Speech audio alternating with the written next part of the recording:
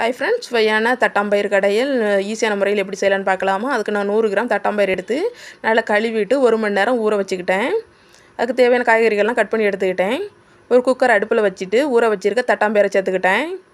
ஒரு 5 பல் பூண்டு சேர்த்துருக்கேன். ஒரு 3 மிளகாய் சேர்த்துருக்கேன்.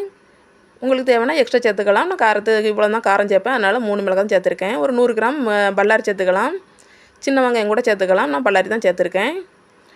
100 கிராம் தக்காளி சேர்த்துக்கலாம். அரை ஸ்பூன் மஞ்சள் தூள் சேர்த்துக்கலாம்.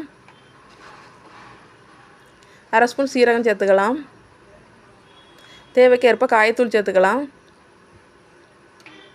இது முங்குற அளவுக்கு தண்ணி சேர்த்துக்கலாம். கொஞ்சம் எக்ஸ்ட்ரா கூட சேர்த்துக்கோங்க. கொஞ்சம் கல்லுப்பு சேர்த்துக்கலாம். ஒரு கரண்டி போட்டு நல்லா கலக்கி விட்டுட்டு குக்கர் மூடி போட்டுக்கலாம். விசில் வச்சு ஒரு 3 விசில் வர அளவுக்கு வச்சுக்கலாம். 3 விசில்லே நல்லா வெந்துடும்.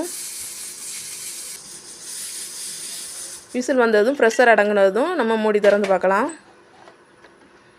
நல்லாவே வெந்திருக்கும். நம்ம இது ஒரு சல்லடையில் இந்த இருக்க தண்ணியெல்லாம் வடித்து எடுத்துக்கலாம்.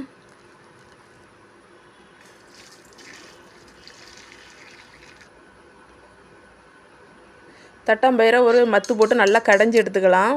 ஒரு 90% கடைஞ்சாலே போதும்.